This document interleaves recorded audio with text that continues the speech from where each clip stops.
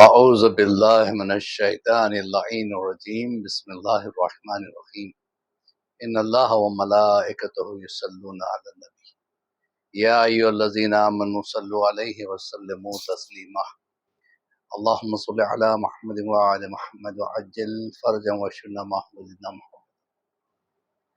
محترم ناظرین، السلام علیکم ورحمۃ اللہ وبرکاتہ.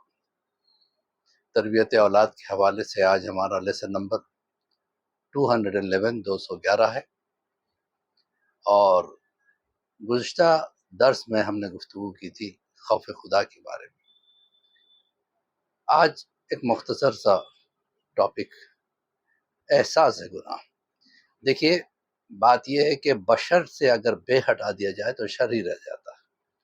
لہذا انسان سے گناہ ہوتے ہیں، ہر انسان سے گناہ ہوتے ہیں، لیکن گناہ کے بعد احساس ایک بہت بڑی اللہ کی نعمت ہے. اللہ نے یہ چیز فطرتاً انسان کے اندر رکھی ہے کہ گناہ جب اس سے سرزد ہو جاتا ہے فوراً اللہ اس کو احساس دلاتا ہے.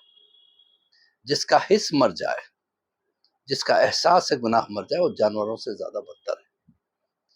پروردگار عالم کا ایک بہت بڑا احسان ہے کہ اس نے ہم میں احساس پیدا کیا ہے.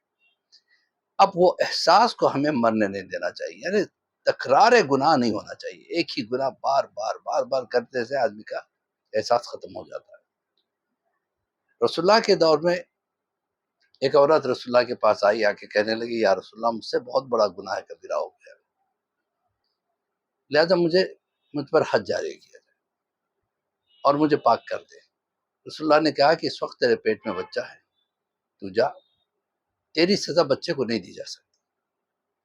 وہ چلی گئی اور جب بچہ پیدا ہوا تو پھر واپس آئی. دیکھیے، اسے کہتے ہیں احساس. کہ یا رسول اللہ، مجھ پہ حد جاری کیجئے، مجھ سے بہت بڑا گناہ ہو گیا تھا. آپ نے کہا بچہ ہے، اب بچہ بھی پیدا ہو. کہ ابھی بچہ چھوٹا ہے، اسے ماں کے دودھ کی ضرورت ہے، اسے دودھ پلا اتنے عرصے تک کہ وہ غذا کھانے کے لائق ہو جائے. پھر چلی گئی. پھر آئی بعد میں. جب آئی تو رسول اللہ نے کہا کہ اللہ نے تیرے گناہ کو چھپا رکھا تھا، پھر تجھے کیا ضرورت تھی اس کو عیاں کرنے کی؟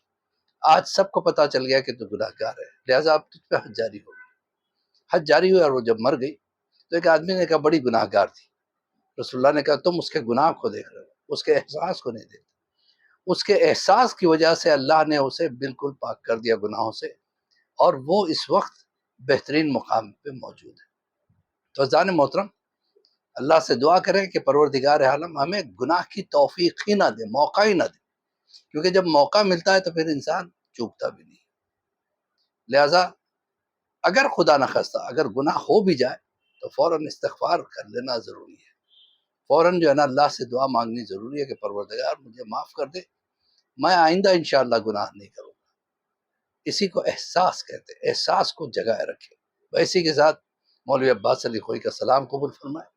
انشاءاللہ اگلے سنڈے پھر ملاقات ہوگی کسی چھوٹے سے ٹاپک.